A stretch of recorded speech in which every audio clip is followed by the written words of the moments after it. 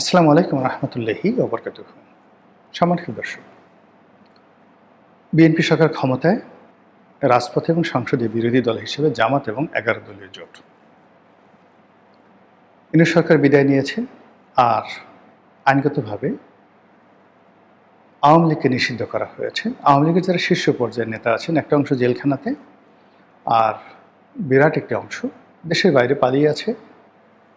আর দেশের মধ্যে যারা আছেন তারা একেবারে চুপচাপ বিএনপির সঙ্গে, জামাতের সঙ্গে সমঝোতা করে পালার চেষ্টা করেছে। এই অবস্থায় আপাত দৃষ্টিতে মনে হতে পারে রাজনীতি একেবারে নীরব, নিস্তব্ধ। এই অবস্থায় মনে হতে পারে যে বর্তমানে যারা ক্ষমতা আছেন তারা অনায়াসে 1 টার্ম, 2 টার্ম, 3 টার্ম চোখ বুজে পার করবেন। 15 বছর তো তারা পার করবেনই, এরপরে হয়তো আরও বেশি।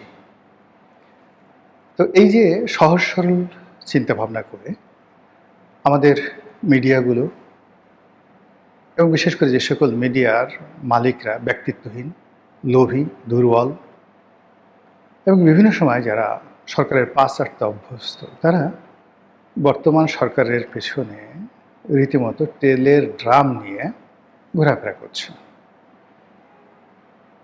জামাতের আমির বা জামাতের সভাপতি তিনি খুব ভালো একটা কথা বলছেন যে সারা বাংলাদেশে তেলের মহাসংকট। কিন্তু মাশাল্লাহ, উনি মাশাল্লাহ বললেন, আমি বললাম মাশাল্লাহ, পার্লামেন্টের মধ্যে তেলের কোনো সমস্যা নেই।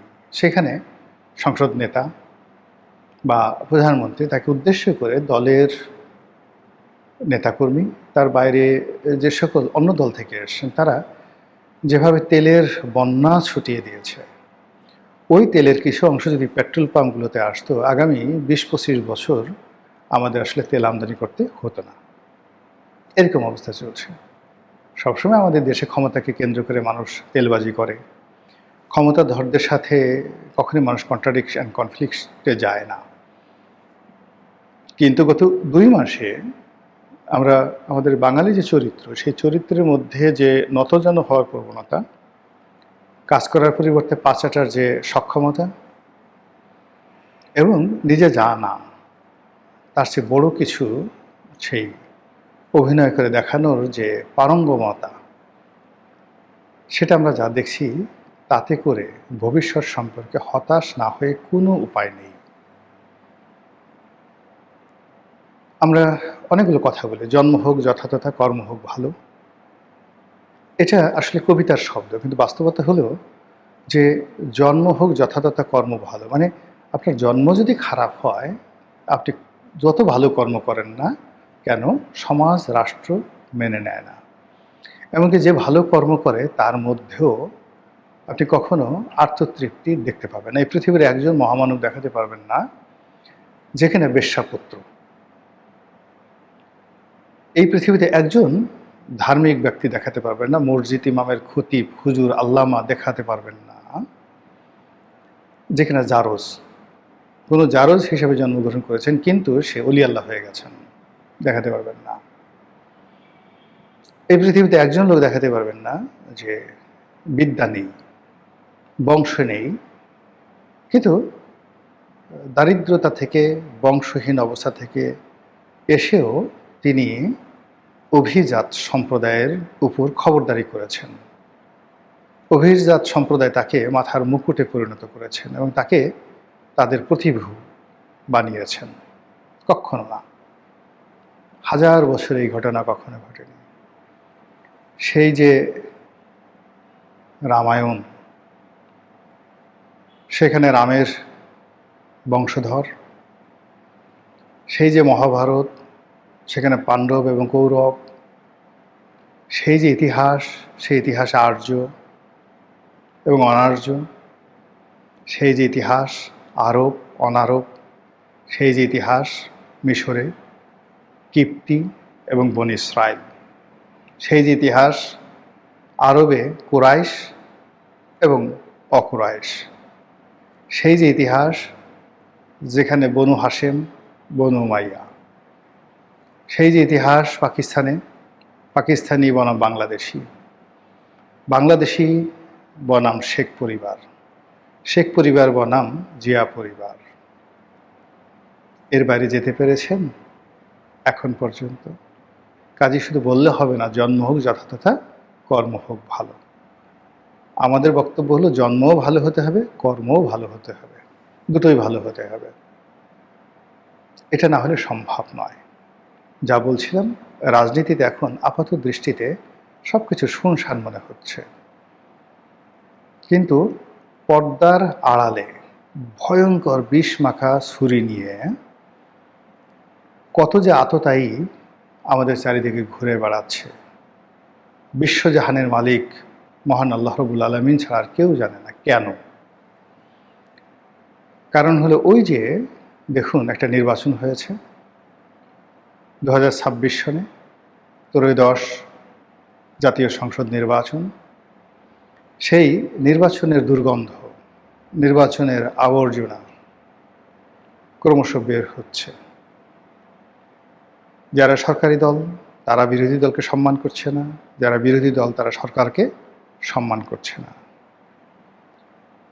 বলার চেষ্টা করছে একে অপরকে, উভয় পক্ষে বলছে তোমরা এসেছো ইঞ্জিনিয়ারিং করে, ভোটের ফলাফলকে ম্যানিপুলেট করে। ফলে কি হলো, এই সরকার এবং বিরোধী দল তাদের যে অভিষেকটা, তাদের যে জন্ম, এটি স্বাভাবিক প্রক্রিয়ায় হয়েছে বলে তারা নিজেরাই স্বীকার করছে না।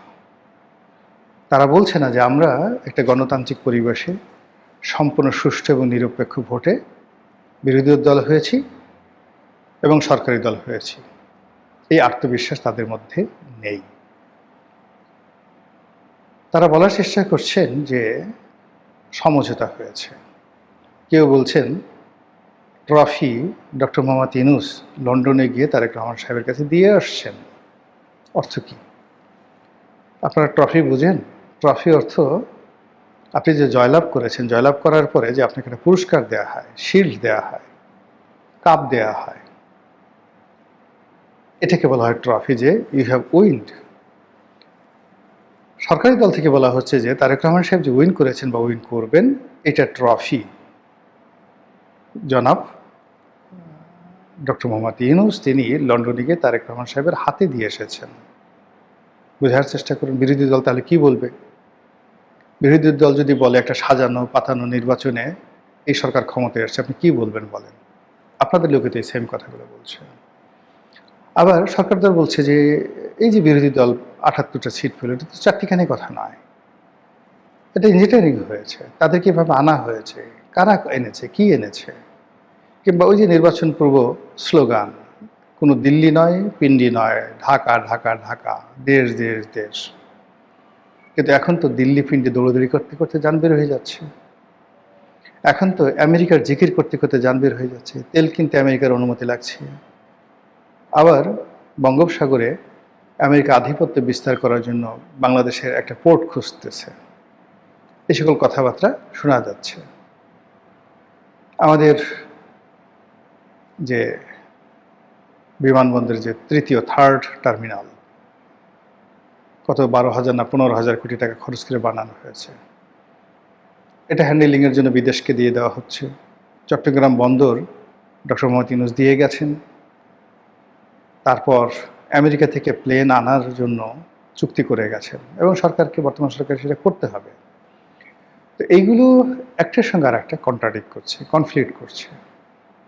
কেউ কাউকে বিশ্বাস করতে পারছে না, কেউ কাউকে আস্থা আনতে পারছে না, আর কেউ বুকে হাত দিয়ে দেশপ্রেম, মুক্তিযুদ্ধ, এই সকল যে সকল কথা, আদর্শিক যে কথাবার্তা আছে, বুকে হাত দিয়ে সেই আদর্শের উপরে কেউ দাঁড়িয়ে থাকতে পারছে না।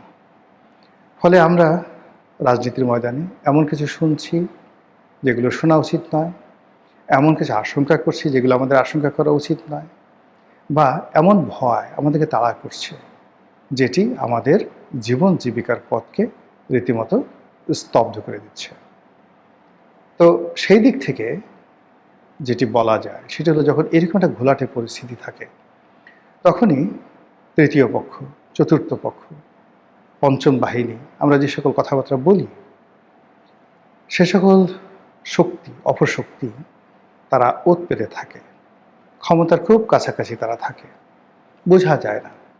আপনি একাগারের কথা চিন্তা করুন, যেখানে বলা হচ্ছে মঈনুদ্দিন, ফখরুদ্দিন, মাসুদউদ্দিন, ওনারা সবাই জিয়া পরিবারের ঘনিষ্ঠজন ছিলেন।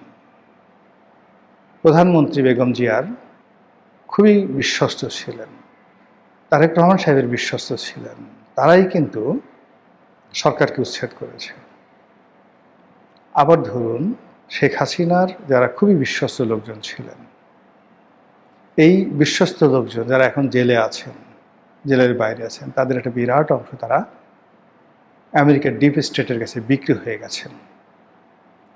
ফলে একদিকে তারা শেখ হাসিনার সাথে বৈঠক করেছেন, পুরো কথা আমেরিকাকে জানিয়ে দিয়েছেন।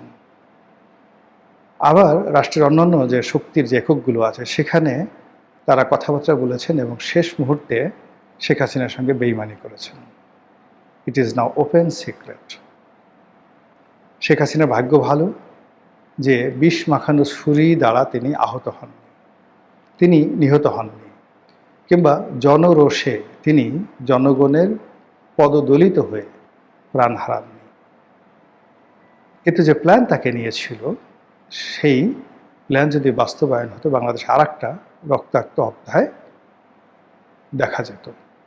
যেটা বলছিলাম, সেই যে শেখ হাসিনার পতন, ইউনূস সাহেবের পতন, নতুন সরকারের অভিষেক হওয়ার 2 মাসের মাথায় আবার এনসিপি বলছে, জামাত বলছে তারা আরেকটি আন্দোলন করবে, আরেকটি গণ অভ্যুত্থান ঘটাবে।